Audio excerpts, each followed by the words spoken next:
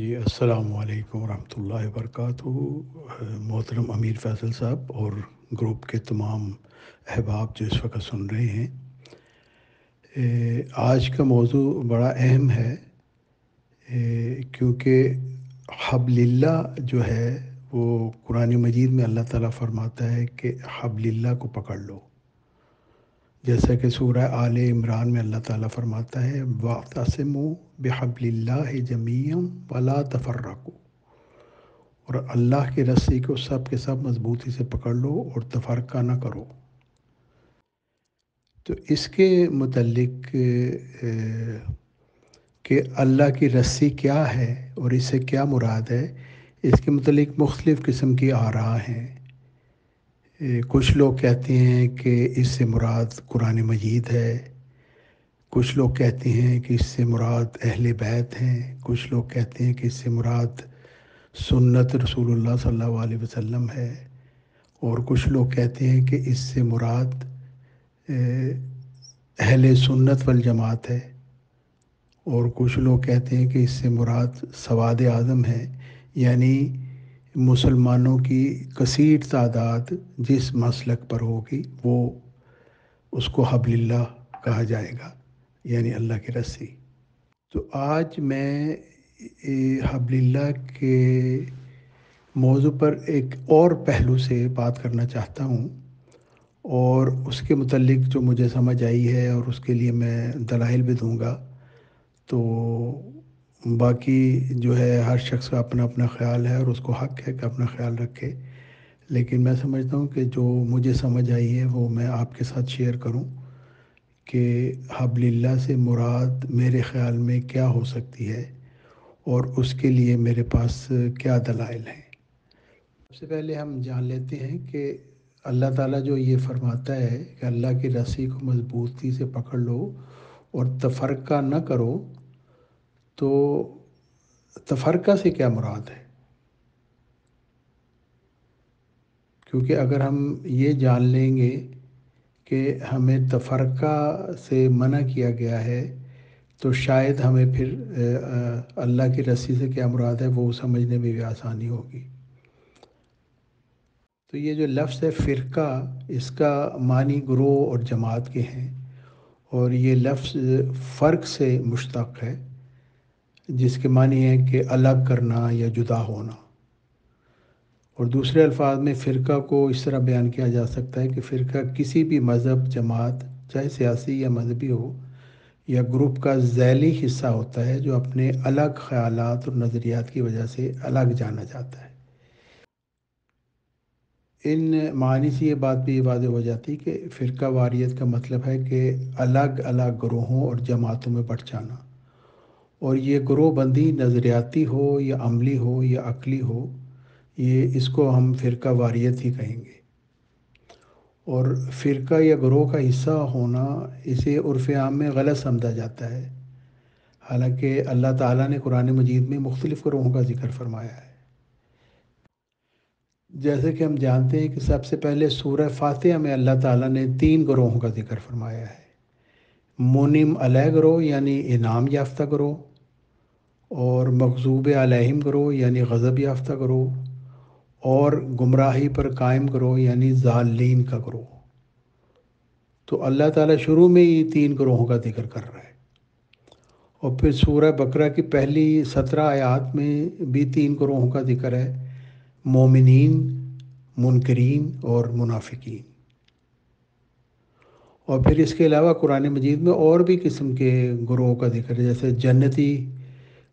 جنتیوں کا گروہ، دوزخیوں کا گروہ، روشن چہرے والے اور سیاہ چہرے والے، اور خبیث لوگ اور طیب لوگ،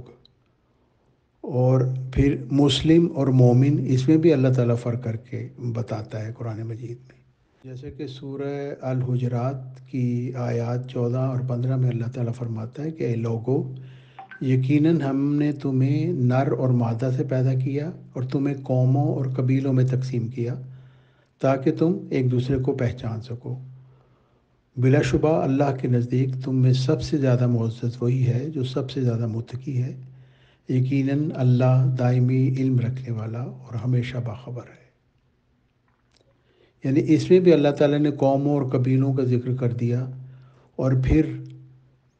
مومنین میں بھی فرق کر دیا کہ مومنین تو سارے ایمان لانے والے اپنے آپ کو مومنین سمجھتے ہوں گے، لیکن اللہ تعالیٰ نے فرما دیا کہ سب سے معزز تم لوگوں میں وہ ہے جو سب سے زیادہ متقی ہے۔ یعنی جو کم متقی ہے وہ کم معزز ہے، جو سب سے زیادہ متقی ہے وہ زیادہ معزز ہے۔ اور پھر اللہ تعالیٰ نے یہ بھی فرما دیا کہ یہ کوئی اٹکل پچو بات نہیں ہے، بلکہ اس خدا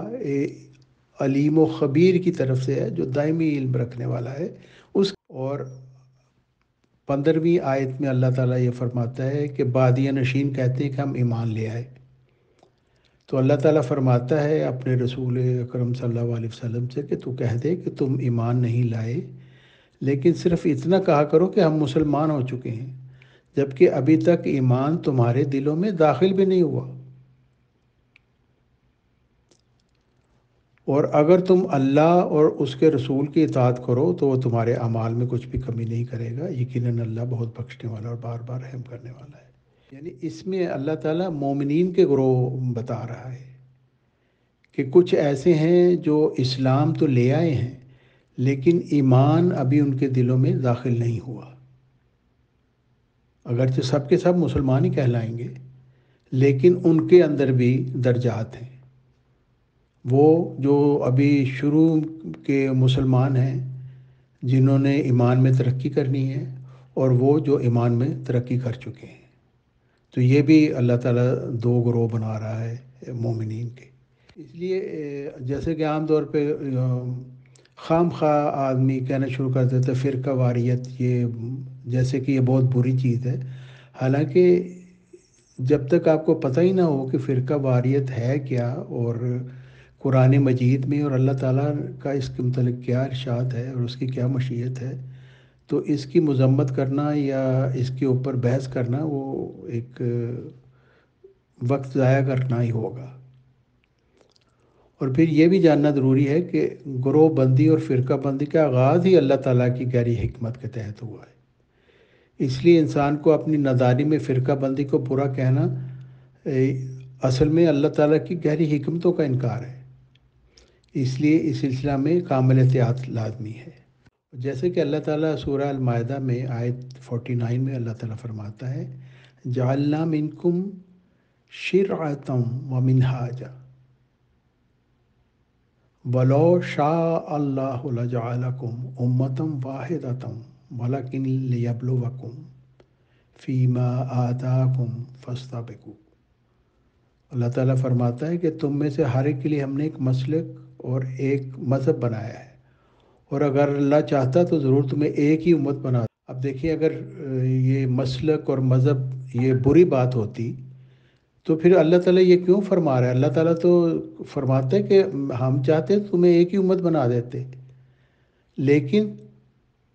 ایک خاص مشیت اور ایک مقصد کے تحت اللہ تعالیٰ نے یہ مختلف مسالک اور مذاہب بنائے ہیں، اور اس کے ذریعے اللہ تعالیٰ انسان کو آزمانا چاہتا ہے، کیونکہ اگر امتحان میں آپ بیٹھیں گے اور اس کے رزلٹ کے حساب سے پھر آپ کو نمبر ملیں گے، تو اگر آپ کا امتحان ہی ختم ہو جاتا، سب کے سب لوگ ایک ہی امت بنا دی جاتے، تو کس طرح کا امتحان ہونا تھا؟ پھر تو نہ جنت دوزخ کی ضرورت تھی نہ کچھ تھی، کیونکہ سب لوگ ایک ہی جیسے تھے۔ لیکن اللہ تعالیٰ نے سچائی، ہدایت اور گمراہی کا راستہ کھول کر بتا دیا، اور اس کے بعد انسان کو یہ فیصلہ کرنے کی حق دے دیا کہ وہ چاہے تو ہدایت کو اختیار کرے، چاہے گمراہی کو اختیار کرے، اور اسی کے اوپر پھر قیامت کے دن فیصلہ ہوگا کہ اس کے جو ترازو میں اس کے اعمال ہلکے ہیں یا بھاری ہیں۔ پھر دیکھیں قرآن مجید تو اتحاد کی بات ہی نہیں کرتا، بلکہ اللہ تعالیٰ ایک جاری سلسلہ کا ذکر کرتا ہے جس کے تحت خود کو مومنین میں شامل سمجھنے والوں میں سے بھی الہی مرسل بھیج کر طیب کو خبیث سے الگ کیا جاتا ہے۔ یعنی یہاں پہ کافروں کی بات نہیں ہو رہی جو انکار کرنے والے ہیں، بلکہ اللہ تعالیٰ مومنین کا ذکر کر رہا ہے، جیسے اللہ تعالیٰ فرماتا ہے اللہ تعالیٰ فرماتا ہے ما کان اللہ لیذر المؤمنین علی ما انتم علیہ حتی یمیز الخبیث من الطیب۔ یہ آل عمران کی آیت 180 سے ہے، جس میں اللہ تعالیٰ فرماتا ہے کہ یہ ممکن ہی نہ تھا کہ جس حالت پر تم لوگ ہو اللہ اس پر، جب تک کہ وہ اللہ ناپاک کو پاک سے علیحدہ نہ کر دیتا، تم جیسے مومنوں کو چھوڑ دیتا۔ یعنی کافروں کی بات نہیں ہو رہی، بلکہ اللہ تعالیٰ مومنوں کو کہہ رہا ہے کہ تم میں خبیث اور طیب فرق کرنا ضروری تھا، کیونکہ اللہ تعالیٰ اس حالت میں نہیں تمہیں چھوڑ سکتا تھا کہ خبیث اور طیب آپس میں ملے جلے رہتے۔ یہ اللہ تعالیٰ کی سنت کے خلاف ہے۔ اور پھر اللہ تعالیٰ یہ کام کیسے کرتا ہے، یہ بات بھی اللہ تعالیٰ نے خود ہی بتا دی کہ اللہ تعالیٰ غیب پر کسی کو آگاہ نہیں کرتا، کسی کا کان پکڑ کے نہیں اس کو بتاتا کہ تم طیب ہو یا خبیث ہو، بلکہ اللہ تعالیٰ کی سنت کیا ہے، اللہ تعالیٰ اپنے رسولوں میں سے جسے چاہتا ہے، جیسے کہ میں نے مثالوں سے واضح کر دیا قرآن مجید کی آیات سے، کہ اگر اللہ تعالیٰ نے اپنی عظیم مصلحت کے تحت انسانوں کو فرقوں میں تقسیم فرمایا ہے، تو پھر ہم انسان جو مومنین ہیں کس طرح فرقہ بندی کو برا کہہ سکتے ہیں؟ کیونکہ ان فرقہ بندیوں کی اہم وجہ تو اللہ تعالیٰ نے اسی آیت کریمہ میں بیان فرما دی کہ اللہ تعالیٰ نے انسان کو سوچنے سمجھنے کی صلاحیت عطا فرمائی اور اپنی مرضی سے راستہ کا انتخاب کر کے صلاحیت اور توفیق بخشی، تاکہ انسانی اعمال پر پھر جزا اور سزا کا فیصلہ کیا جا سکے۔ اگر انسان کو یہ قوت ہی نہ ہوتی کہ وہ اپنی مرضی سے اپنا راستہ اختیار کر لیتا، تو پھر جزا اور سزا کا کوئی مقصد ہی نہیں تھا رہتا۔ لیکن اللہ تعالیٰ نے انسان کو اس لحاظ سے آزاد چھوڑا ہوا ہے کہ وہ جو اپنی مرضی سے سیدھے راستے۔ اب ایک اہم سوال یہاں یہ پیدا ہوتا ہے کہ اگر اللہ تعالیٰ نے اپنی حکمت عظیمہ کے تحت انسان کو گروہوں میں تقسیم کیا ہے، تو پھر یہ حکم کیوں صادر فرما دیا کہ لا تفرقوا، آپس میں گروہ بندی نہ کرو، گروہوں میں نہ بٹو؟ تو اس بات کا جواب بھی اسی آیت کریمہ میں دیا گیا ہے کہ اگر تم اللہ تعالیٰ کی رسی حبل اللہ کو مضبوطی سے پکڑ لو گے تو پھر تم بکھرنے سے بچ سکو گے۔ یعنی اللہ تعالیٰ نے انسان کو یہ طاقت دی کہ وہ سچ اور جھوٹ اور ہدایت و گمراہی میں خود فیصلہ کر کے جس کو چاہے اختیار کر لے، اور پھر اللہ تعالیٰ نے انسان کو یہ بھی بتا دیا کہ اگر گمراہی سے بچنا چاہتے ہو، تو فرقہ سے بننا چاہتے ہو، تو پھر اللہ تعالیٰ کی رسی کو مضبوطی سے پکڑ لو۔ تو گویا تفرقہ سے بچنے کے لیے، یعنی تفرقہ سے بچنے کا ایک ہی طریقہ ہے کہ اللہ تعالیٰ کی رسی کو مضبوطی سے پکڑ لیں، آپ تفرقہ سے بچ جائیں گے، بکھرنے سے بچ جائیں گے۔ اور اگر اللہ تعالیٰ کی رسی کو چھوڑ دیں گے تو پھر بکھر جائیں گے۔ تو یہاں پہ اب ایک اہم سوال ہوتا ہے کہ اللہ کی رسی سے کیا مراد ہے؟ اب جیسے کہ میں نے آپ کو بتایا ہے کہ مختلف لوگوں کا مختلف خیالات ہیں، لیکن اب جو میرا اس سلسلے میں تحقیق ہے وہ یہ ہے کہ اگر ہم یہ کہیں کہ حبل اللہ سے مراد قرآن مجید ہے، لیکن ہم دیکھتے ہیں کہ مسلمانوں کے تمام فرقے قرآن مجید پر ایمان رکھتے ہیں، اور مسلمانوں کا کوئی ایک بھی فرقہ خود کو قرآن سے الگ تھلگ نہیں رکھتا۔ تو پھر سوال پیدا ہوتا ہے کہ پھر کیا وجہ ہے کہ حبل اللہ یعنی قرآن مجید، اگر قرآن مجید ہی حبل اللہ ہے تو پھر اس کے اوپر ایمان رکھنے کے باوجود اس کو اپنے پاس نیز یہ کہ قرآن مجید تو مسلمانوں کے پاس 1400 سال سے موجود ہے، اور ہر مسلمان گھر میں موجود ہے، اور شبانہ روز اس کی تلاوت بھی کی جاتی ہے، مگر اس کے باوجود یہ فرقہ واریت جو ہے مسلمانوں میں یہ ختم ہونے کی بجائے بڑھتی جاتی ہے۔ اور پھر دیکھیں کہ قرآن مجید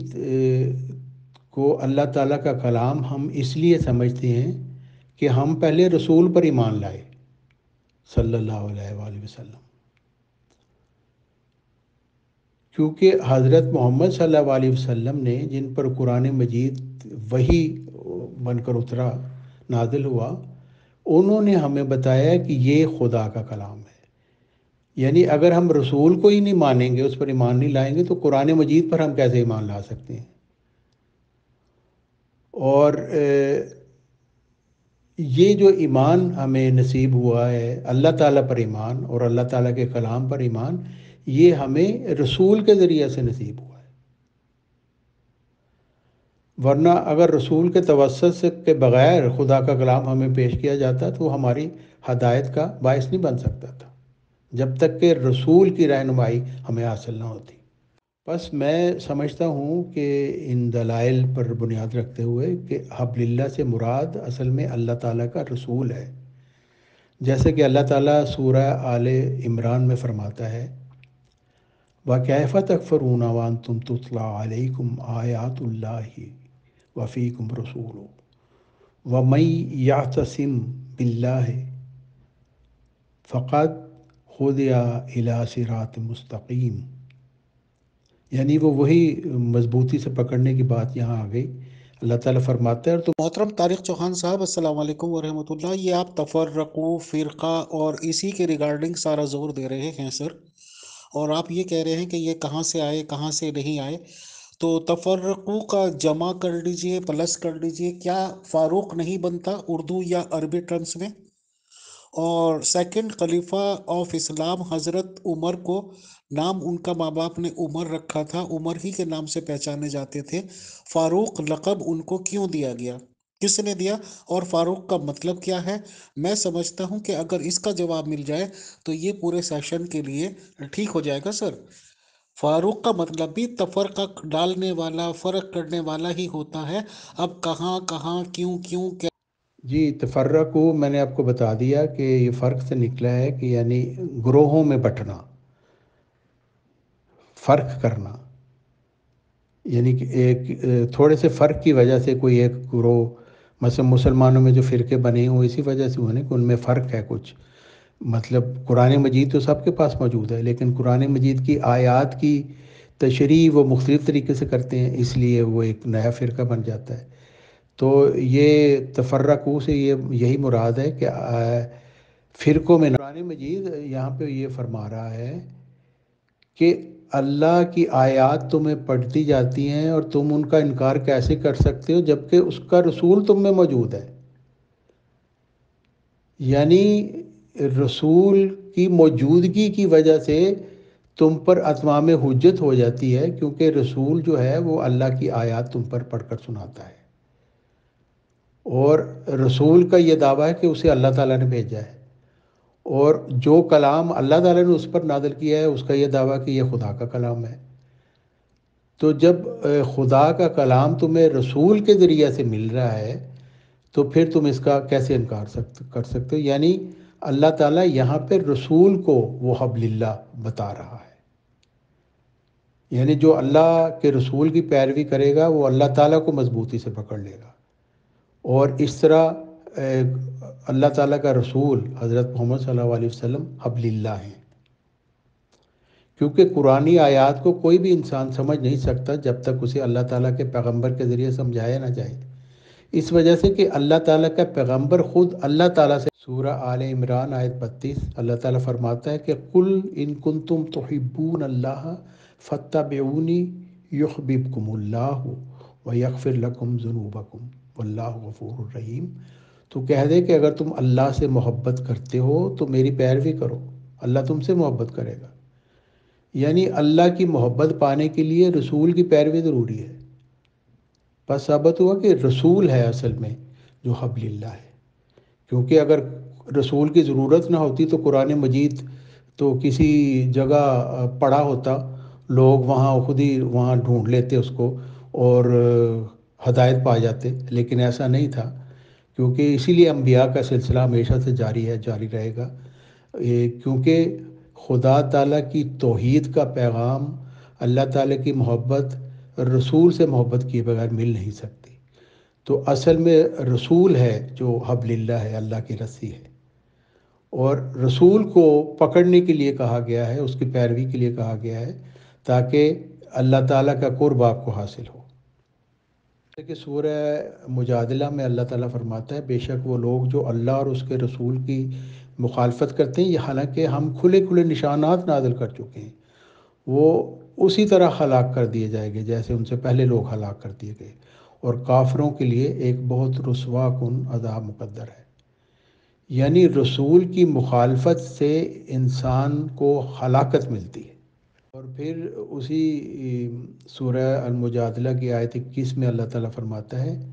ان الذین یحادون اللہ ورسولہ اولئک فی الاذلین، بے شک وہ لوگ جو اللہ اور اس کے رسول کی مخالفت کرتے ہیں یہی انتہائی ذلیل لوگوں میں سے ہیں۔ یعنی ہلاکت، ضلالت، سب کچھ رسول کی مخالفت کی وجہ سے ہے، اور اللہ تعالیٰ کی ناراضگی بھی انسان کو ملتی ہے اگر وہ رسول کی مخالفت کرنے والا ہو۔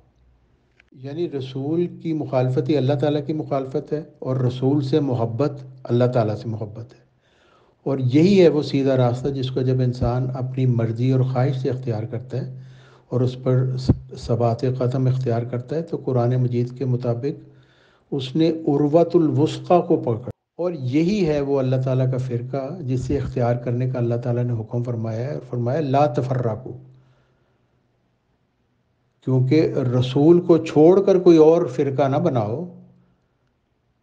انسانوں میں تو فرقے موجود ہیں، بنتے رہتے ہیں، کیونکہ لوگوں کو آزاد جو چھوڑا گیا ہے سوچ کے اس لحاظ سے، لیکن اللہ تعالیٰ کیا فرماتا ہے کہ فرقہ ایک ہی ہے جو اللہ تعالیٰ کا فرقہ ہے، اور اللہ تعالیٰ کا فرقہ کون سا ہے؟ وہ فرقہ جو رسول نے بنایا ہے، جو گروہ رسول نے بنایا ہے۔ اور جو لوگ اس فرقہ کو، اب یہ اہم ترین سوال یہ پیدا ہوتا ہے کہ حضرت محمد صلی اللہ علیہ وسلم تو ہم میں موجود نہیں۔ اگر حبل اللہ اللہ تعالیٰ کا رسول ہے، یعنی حضرت خاتم النبیین حضرت محمد صلی اللہ علیہ وسلم، تو وہ 63 سال کی عمر میں تو وفات پا گئے، تو پھر وہ حبل اللہ کون سی ہے؟ آج کے زمانے میں ہم وہ حبل اللہ کہاں؟ محترم طارق چوہان صاحب جی، اس آیت میں آپ نے عربی پڑھ کر سنائی، اس سے تو یہ تاثر مجھے مل رہا ہے جہاں تک میں سمجھ پا رہا ہوں کہ اس میں اللہ تعالیٰ کو بتایا جا رہا ہے نہ کہ رسول اسلام صاحب کو، کیونکہ اس میں بار بار لفظ اللہ ہی آ رہا ہے۔ تو تھوڑا سا یہ بتا دیجئے کہ اس میں رسول اسلام محمد صلی اللہ علیہ وسلم کا کیا لینا دینا، یا ان کے ریگارڈنگ کیا کہا گیا؟ تو اس سوال کا جواب یہ ہے کہ اللہ تعالیٰ جو علیم و خبیر ہے اس نے اس کا انتظام فرمایا ہوا ہے، اسلام کو زندہ مذہب رکھنے کے لیے، قرآن مجید کو ایک زندہ کتاب رکھنے کے لیے، اور قرآن مجید کی حفاظت کرنے کے لیے، جیسے کہ اللہ تعالیٰ نے فرمایا اِنَّا نَحْنُ نَزَّلْنَا الذِّکْرَ وَإِنَّا لَهُ لَحَافِظُونَ۔ اللہ تعالیٰ نے فرمایا کہ ہم نے ہی اس ذکر کو نازل کیا ہے اور ہم نے ہی اس کی حفاظت کرنی ہے، تو اس کے لیے جو اللہ تعالیٰ نے انتظام کیا ہے وہ میں آپ کے سامنے رکھتا ہوں۔ جی محترم طارق چوہان صاحب، بالکل ویلکم، شکریہ۔ بٹ یہ کلیئر ہو رہا ہے کہ یہاں ابو اللہ حضور محمد صلی اللہ علیہ وسلم کو نہیں کہا گیا۔ شکریہ جی، یہ تو اس میں تو کوئی شک نہیں کہ اصل تو اللہ تعالیٰ ہے، اللہ تعالیٰ پر ایمان وہ اصل چیز ہے، اللہ تعالیٰ کی خوشنودی حاصل کرنا وہ ہے اصل چیز، لیکن اللہ تعالیٰ نے ہی بتا دیا کہ میری خوشنودی حاصل کرنا چاہتے ہو تو اس رسول کی پیروی کرو۔ کوئی شخص رسول کو چھوڑ کر اللہ کی پیروی نہیں کر سکتا، کیونکہ اس کا فیصلہ اللہ تعالیٰ نے کر دیا، جیسا کہ میں نے آپ کو قرآن مجید کی آیت پیش کی ہے کہ اللہ کی محبت پانا چاہتے ہو تو رسول کی پیروی کرو۔ اللہ تعالیٰ حضرت محمد صلی اللہ علیہ وسلم کو یہ فرما رہا ہے کہ ان سب لوگوں کو کہہ دو کہ اللہ کی محبت چاہتے ہو تو میری پیروی کرو۔ اس لیے میں کہہ رہا ہوں کہ حضرت محمد صلی اللہ علیہ وسلم کی پیروی کے بغیر اللہ تعالیٰ کی محبت پائی ہی نہیں جا سکتی، اور جیسا کہ قرآن مجید میں بھی بار بار فرما۔ اب ہم دیکھتے ہیں کہ جیسے کہ میں نے سوال پیش کیا کہ جب آپ حضرت محمد صلی اللہ علیہ وسلم تو ہم میں موجود نہیں ہیں تو پھر حبل اللہ ہم کہاں سے ڈھونڈیں؟ تو میں نے جیسے کہ میں نے بتایا کہ اللہ تعالیٰ نے اس کا انتظام کیا ہوا ہے، اور وہ انتظام کیا ہے وہ ہمیں جب ہم آیت استخلاف پڑھتے ہیں تو اس میں ہمیں پتہ چلتا ہے کہ اللہ تعالیٰ نے حضرت محمد صلی اللہ علیہ وسلم سے خلیفوں کا وعدہ دیا، جیسا کہ حدیث مجددین میں اللہ تعالیٰ فرماتا ہے قال رسول اللہ صلی اللہ علیہ وسلم ان اللہ عز و جل یبعث لهذه الامة على راس كل مئة سنتم من یجدد لها دینها، یعنی اللہ تعالیٰ ہر صدی کے سر پر اس امت کے لیے ایک شخص کو مبعوث فرمائے گا، یعنی وہ خود ہی نہیں کھڑا ہوگا، کوئی کمیٹی نہیں اس کو بنائے گی، بلکہ اللہ تعالیٰ اس کو مبعوث فرمائے گا جیسے انبیاء کو مبعوث فرماتا ہے۔ تو حضرت مرزا غلام محمد علیہ السلام نے اس کے متعلق بہت خوبصورت تحریر جو انہوں نے آپ پیش کی، وہ میں آپ کے سامنے رکھتا ہوں کہ آپ فرماتے ہیں کہ جب حضرت محمد مصطفیٰ صلی اللہ علیہ وسلم دنیا میں ظہور فرما ہوئے اور خدا تعالیٰ نے اس نبی کریم کو خاتم الانبیاء ٹھہرایا، تو بوجہ ختم نبوت حضرت صلی اللہ علیہ وسلم کے دل میں یہ ہم و غم رہتا تھا کہ مجھ سے پہلے دین کے قائم رکھنے کے لیے ہزارہا نبیوں کی ضرورت ہوئی، اور میرے بعد کوئی نبی نہیں جس سے روحانی طور پر تسلی حاصل ہو، اور اس حالت میں فسادات کا اندیشہ ہے۔ اور حضرت صلی اللہ علیہ وسلم نے اس بارے میں بہت دعائیں کی۔ تب خدا تعالیٰ نے حضرت صلی اللہ علیہ وسلم کو بشارت دی اور وعدہ فرمایا کہ ہر صدی کے سر پر دین کی تجدید کے لیے مجدد پیدا ہوتا رہے گا، جس کے ہاتھ پر خدا تعالیٰ دین کی تجدید کرے گا، اور فرمایا اِنَّا نَحْنُ نَزَّلْنَا الذِّكْرَ وَإِنَّا لَهُ لَحَافِظُونَ، یعنی ہم آپ قرآن شریف کی حفاظت کریں گے اور اپنی طرف سے ایسے لوگوں کو بھیجتے رہیں گے جو کہ کمالات نبوت پا کر اور حق جلا و اولا اور اس کے بندوں میں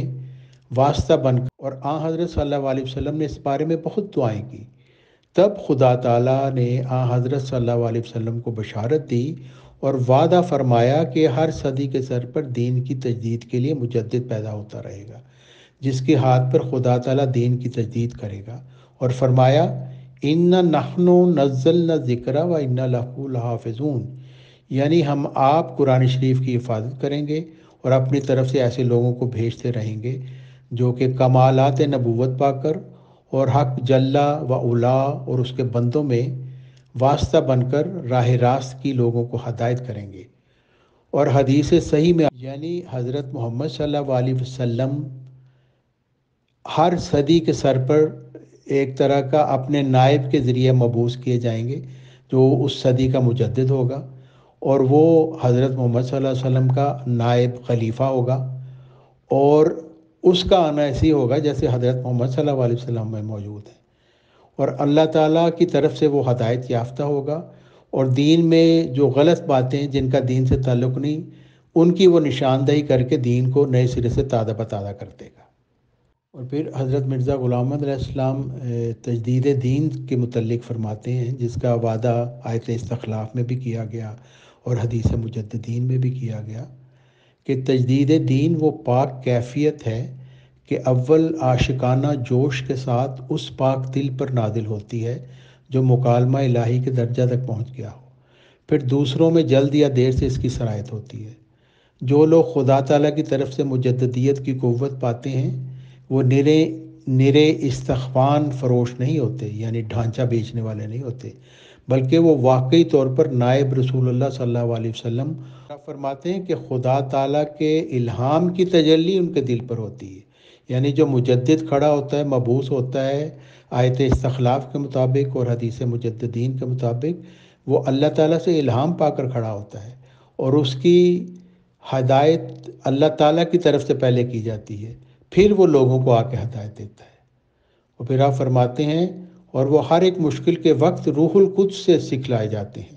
اور ان کی گفتار اور کردار میں دنیا پرستی کی ملونی نہیں ہوتی، کیونکہ وہ بکلی مصفہ کیے گئے اور با تمام و کمال کھینچے گئے۔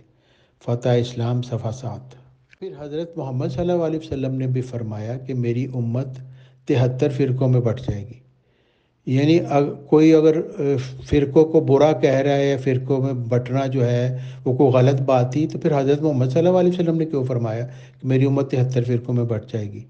یعنی یہ وہ لوگ نہیں ہیں جو امت سے باہر ہوں گے، جو مسلمان نہیں ہوں گے، بلکہ وہ لوگ جو اپنے آپ کو مسلمان کہتے ہیں، جو اللہ تعالیٰ، جیسا کہ حضرت عبداللہ بن عمر رضی اللہ عنہ سے روایت ہے کہ حضرت محمد مصطفیٰ صلی اللہ علیہ وسلم نے فرمایا بلا شبہ میری امت پر ایک ایسا زمانہ آئے گا جیسا کہ بنی اسرائیل پر آیا تھا، اور دونوں میں ایسی مماثلت ہوگی جیسا کہ دونوں جوتے بالکل برابر اور ٹھیک ہوتے ہیں۔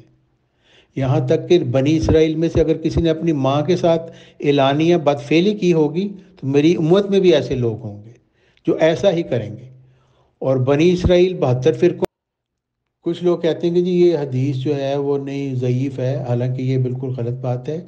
یہ حدیث شیعہ اور سنی طریقوں سے معتبر اسناد کے ساتھ مروی ہے اور مختلف الفاظ کے تحت اہل سنت کی صحاح اور شیعوں کی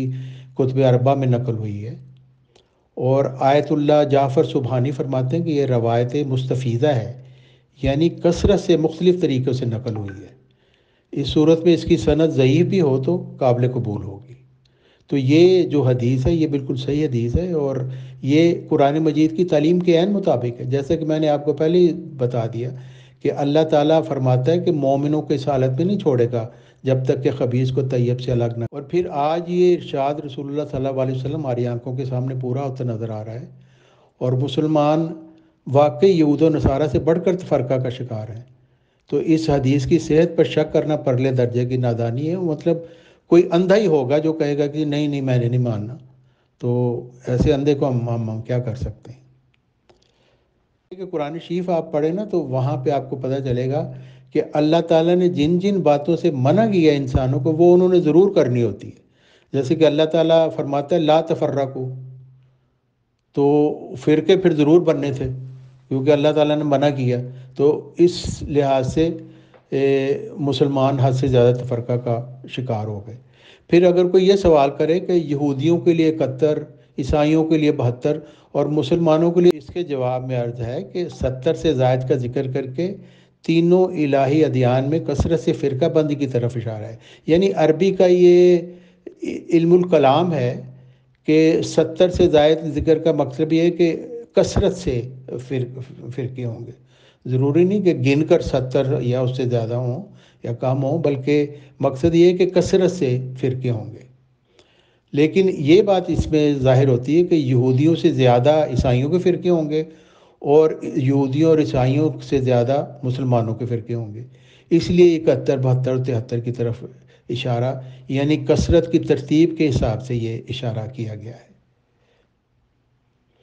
اور یہ ہم دیکھتے ہیں کہ امت محمدیہ، پھر دیکھیں کہ حضرت محمد صلی اللہ علیہ وسلم اور اصحاب کا طریقہ کیا تھا کہ اللہ تعالیٰ اور اس کے رسول سے محبت اور ان کی پیروی خالص دل کے ساتھ، انشراح صدر کے ساتھ، کیونکہ حضرت محمد صلی اللہ علیہ وسلم بھی سب سے پہلے اپنی رسالت پر ایمان لائے تھے، جیسے اللہ تعالیٰ سورۃ الانعام میں فرماتا ہے قُلْ إِنَّ صَلَاتِي وَنُسُكِي وَمَحْيَايَ وَمَمَاتِي لِلَّهِ رَبِّ الْعَالَمِينَ لَا شَرِيكَ لَهُ وَبِذَلِكَ أُمِرْتُ وَأَنَا أَوَّلُ الْمُسْلِمِينَ۔ یعنی اللہ تعالیٰ فرماتا ہے اے نبی صلی اللہ علیہ وسلم تو کہہ دے کہ میری عبادت اور میری قربانیاں اور میرا جینا، میرا مرنا اللہ ہی کے لیے ہے جو تمام جہانوں کا رب ہے، اور پھر یہ کہ اس کا کوئی شریک نہیں، اور اسی کا مجھے حکم دیا گیا ہے اور میں مسلمانوں میں سب سے اول ہوں۔ یعنی حضرت محمد صلی اللہ علیہ وسلم بھی سب سے پہلے اپنی رسالت، تو اگر کوئی شخص کہے جی نہیں میں فرقوں کو نہیں مانتا تو وہ خود ہی اپنے آپ کو حضرت محمد صلی اللہ علیہ وسلم کی امت سے نکالتا ہے، کیونکہ حضرت محمد صلی اللہ علیہ وسلم نے تو صاف فرما دیا کہ امت میں 73 فرقے ہوں گے۔ جو کہتے ہیں میرا کوئی فرقہ نہیں، وہ یہ کہنا چاہتا ہے کہ میں حضرت محمد صلی اللہ علیہ وسلم کی امت کا حصہ نہیں ہوں۔ اور پھر جنتی فرقہ کے متعلق بھی حضرت محمد صلی اللہ علیہ وسلم نے فرما دیا، اور وہی جنتی فرقہ ہوگا جو حبل اللہ کو پکڑے گا، اور حبل اللہ کیا ہے؟ وہ حضرت محمد صلی اللہ علیہ وسلم پر ایمان اور ان کی رسالت پر ایمان، اور آسمان سے ہر صدی کے سر پر پھینکی جاتی ہے، اور پھر مومنین کو صدا دی جاتی ہے کہ اللہ تعالیٰ کی اس رسی کو مضبوطی سے پکڑ لو، تبھی تم تفرقہ سے بچ کر اتحاد کی مضبوط لڑی میں پڑوئے جاؤ گے۔ قرآن مجید کے مطابق اس الہی رسی کو مضبوطی سے پکڑنے والے اللہ تعالیٰ کے نزدیک طیب گروہ شمار ہوں گے، اور اس الہی رسی کو ترک کرنے والے وہ خبیث گروہ شمار ہوتے ہیں، اور یہ سلسلہ پھر قیامت تک دہرایا جاتا رہے گا۔ حضرت محمد صلی اللہ علیہ وسلم کے خلیفے آتے رہیں گے، قیامت تک آتے رہیں گے، اور یہ سلسلہ مجددین ہے. ہر صدی کے سر پر اللہ تعالیٰ سے مبعوث ہو الہام پا کر ایک شخص مبعوث ہوگا جو دین کو نئے سرے سے تازہ پہ تازہ کر دے گا. یہ ہے وہ اللہ کی رسی. اگر اس رسی کو پکڑ لیا جائے تو پھر کوئی تفرقہ نہیں ہوگا. لیکن چونکہ انسان تفرقہ کو پسند کرتا ہے اور اللہ تعالیٰ نے فرما دیا کہ ایمان لانے والے بہت کم ہوتے ہیں. بس آج اگر کوئی اللہ تعالیٰ رسول اکرم صلی اللہ علیہ وسلم کو پانا چاہتا ہے اور اللہ تعالیٰ کے فرقہ میں شامل ہونا چاہتا ہے اور اللہ تعالیٰ کی رسی کو پکڑنا چاہتا ہے تو اسے چاہیے کہ 15ویں صدی ہجری کے مجدد اور نائب رسول اللہ صلی اللہ علیہ وسلم حضرت عبد الغفار علیہ السلام کا دامن تھام لے، کیونکہ یہی وہ حبل اللہ ہے جس کو مضبوطی سے پکڑ کر ہماری نجات. بہت بہت شکریہ، بہت جزاک اللہ محترم طارق چوہان صاحب کہ آپ نے یہ بیان اپنے انداز میں بہت اچھے سے کیا کہ یا تو اللہ کی رسی کو مضبوطی سے پکڑیں یا یہ کہ فرقوں میں بٹیں. بہرحال آپ نے ٹائم دیا اپنا قیمتی، رہنمائی فرمائی، شکریہ شکریہ، جزاک اللہ.